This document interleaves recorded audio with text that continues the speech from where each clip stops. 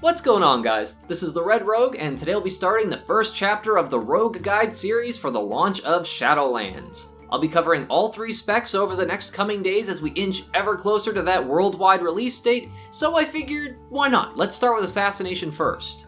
Now let's see what's waiting in the wings for our Poison and Bleed experts as we go over what new abilities we'll be learning, and what talent options, Conduits, Covenants, and Legendaries are looking the most potent.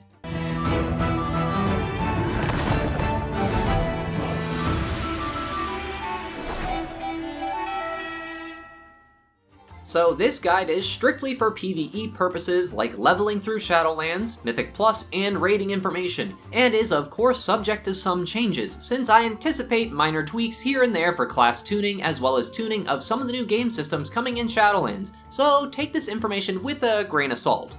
As I mentioned in the intro, I'll be going over quite a few things in this guide, such as new abilities that we learn as we level from 50 to 60, talent recommendations for both leveling and endgame content, Conduit and Legendary recommendations, and stat recommendations as well. I'll also be segmenting this video out so you can jump to whatever information you're interested in. So we'll start with our new abilities. Our additional ranks and abilities we earn while leveling are pretty straightforward. At level 52, we'll pick up Improved Poisons rank 2. This causes our attacks from stealth to be a 100% guaranteed application of our active lethal poison and non-lethal poison. We always start pulls from stealth whenever possible anyhow, but this just makes sure that we have our Venomous Wounds passive already starting to work once we apply a Garrote Rupture for some easy energy regeneration. At level 54, we'll get Numbing Poison. This is a new non-lethal poison that reduces the attack speed and cast speed of our targets by 15%. This is already a pretty great non-lethal poison, but it also has an interaction with the Shiv ability. If you shiv a target while this is your active non-lethal poison, you'll remove an enrage effect from your target. For Outlaw and Subtlety, this is great news, however, things change for Assassination as we level up, unfortunately. I'll elaborate on that in just a moment though, because at level 56, we gain rank 2 of Slice and Dice. The rank 2 effect increases our energy regen by 10% as long as Slice and Dice is active, which does help a tiny bit to speed up Assassination's somewhat slower rotation. And at level 58, we gain rank 2 of Shiv. Shiv will now cause your target to take 20% more nature damage from your abilities for 9 seconds. This here is why that Numbing Poison, Dispel, and Rage thingy isn't quite as good for Assassination, because whenever you hit with Shiv, you'll want to actively DPS that target due to this 20% nature damage bonus that helps bump up your Deadly Poison and Poison Bomb damage. So if you were just using it for the utility of dispelling an enrage effect, you're kinda stuck DPSing that one mob for a while, unfortunately. So that's what we get from leveling from 50 to 60, but let's take a quick look at what talents we can take that can help improve the leveling process for us. This is of course just recommendations, so you can tailor them to your own preference, but I'll explain why I suggest each of the following choices. For the level 15 talent row, the newly revised Blindside is a great rotational filler. Not only does Ambush do a pretty good chunk of damage, but free procs of it will help you conserve more energy, which means less waiting around for dots and auto attacks to kill your target. For the level 25 talent row, all 3 of these are pretty solid options, and Night Stalker gives you a nice movement speed increase as well as a damage boost to your first move used from stealth, whereas Subterfuge lets you use numerous Garrotes at a time as well as Ambush. Even Master Assassin I could see being potentially good for leveling if you can kill things fast enough with that crit bonus. I'd say for the easiest time leveling, Subterfuge would probably be your best choice, but I'll leave that one up to you. For the level 30 row, March for Death is an exceptionally potent leveling choice, because if you can manage to snipe targets that are about to die with those free combo points, it'll reset the cooldown of March for Death, so yeah, you get combo points for days, which is pretty nice.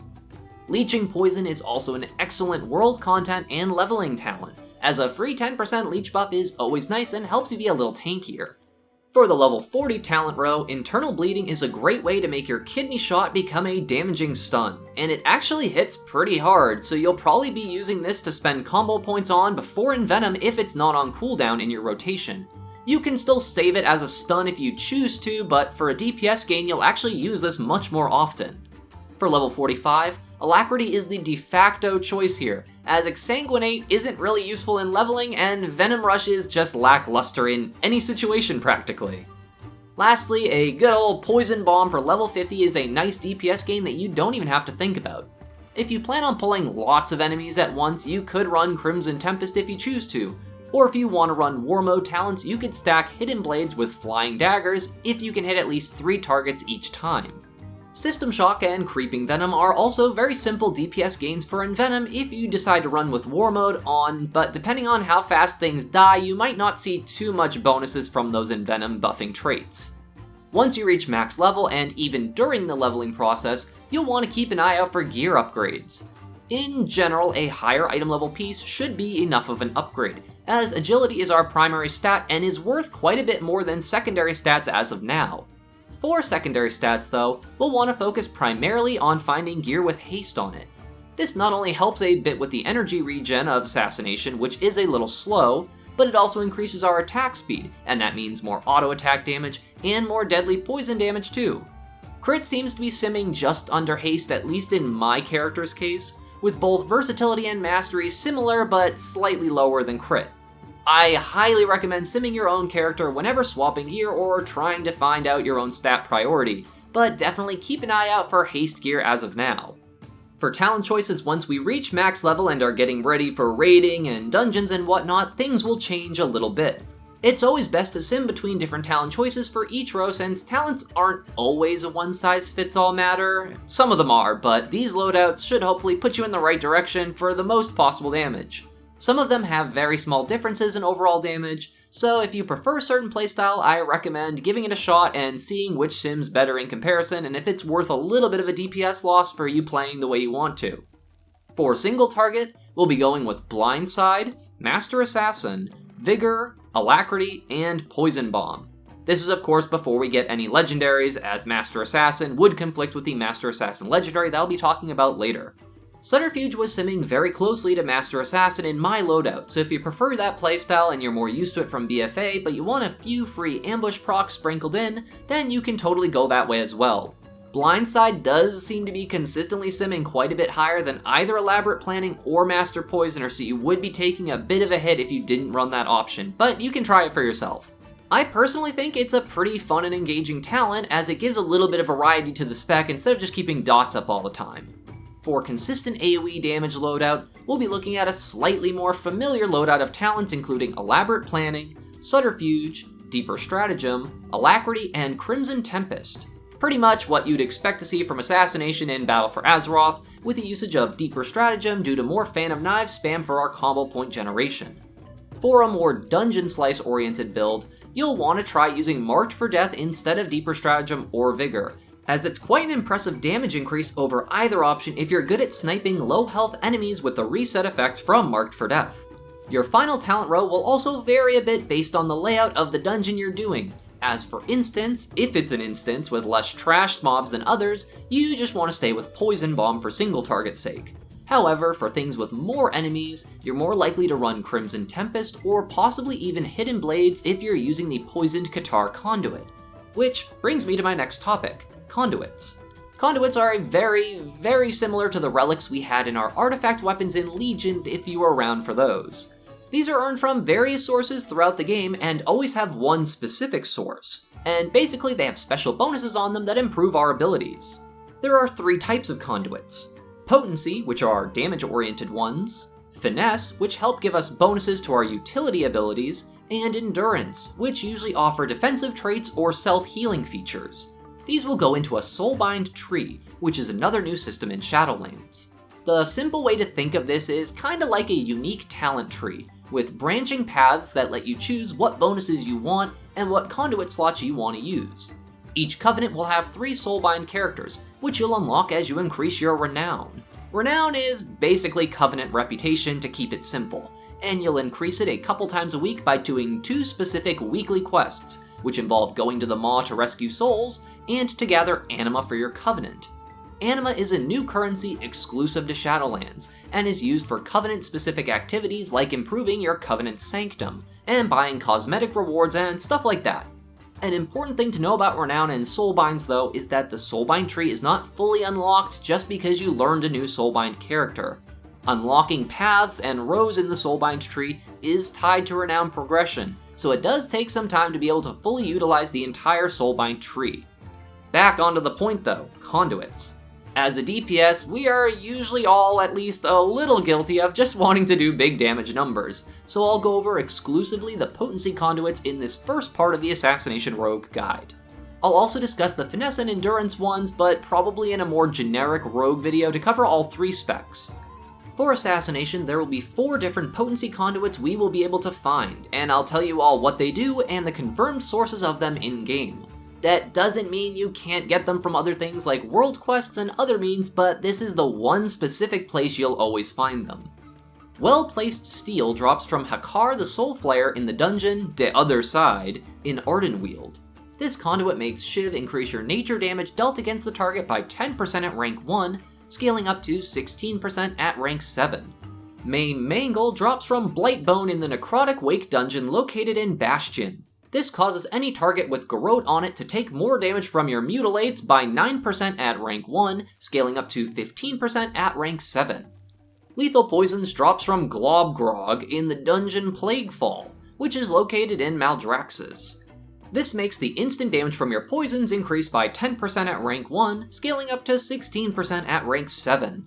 And Poisoned Catar. This comes from Desia the Decapitator, a boss in the Theater of Pain dungeon of Maldraxxus.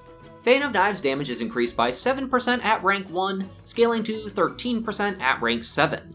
The critical strike chance of Fan of Knives is also increased by 5%, but this part does not change with ranks.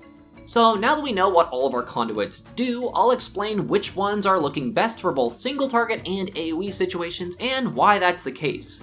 As a forewarning, on any Soulbind tree, you can only have at most 2 potency conduit slots, no matter what path you choose to take. For raw patchwork style damage, well-placed steel is our best choice. This is kind of a given simply because increasing the bonus of Shiv increases the damage over time and instant poisons of Deadly Poison as well as Poison Bomb. Our second best option sims really close to well-placed steel, and it is Lethal Poisons, which further increases the nature damage we'll be dealing. And since our auto attack speed is so much higher now with Slice and Dice being in the toolkit, we see a lot of damage from the instant trigger of Deadly Poison. Sadly, Maim Mangle is noticeably lower than these other 2 options, and probably won't see much use due to this unless you literally don't have any other potency option. And Poisoned Catar is our go-to choice for heavy AoE situations and pairs very nicely with the Hidden Blades talent. Next, we'll go over our Covenant choice. This is something you'll have to do once you reach level 60 so you can use all these conduits and soulbinds and all the stuff I'm going to be talking about. Your 4 choices will be the Kyrian, the Night Fae, the Necrolords, and the Venthyr. You'll be helping all 4 of these covenants as you level throughout Shadowlands, so you'll grow familiar with them pretty quickly, and while leveling in their zones, you'll even get to try out their covenant signature and our class-specific abilities too. I did what I would consider a very thorough video on this topic pretty recently, so I'll leave a link to that on screen now. As for this guide, I plan on just getting into the nitty-gritty of sims and DPS and all that stuff. The bright side is as Assassination, if you're just interested in pure single-target DPS, then all 4 covenants are exceptionally close in performance, with only about a 1.5% difference between all of them. However, I know there are still people who want to know what the absolute highest simming thing is, and as of this video, the strongest single-target Covenant and Soulbind combination is Nagia of the Venthyr. For Dungeon Slice, it gets a bit more complicated. Karain of the Night Fae is the strongest choice currently, but the strength of this Soulbind is a bit of an outlier, so she might be tuned down a little bit. If this happens, then Mechanicos of the Kyrian will become the new Swole Boy. Again, take this information with a grain of salt, as there has been a lot of tuning going on with Soulbind characters, and I strongly recommend trying each ability for yourself and seeing how it feels and performs to you.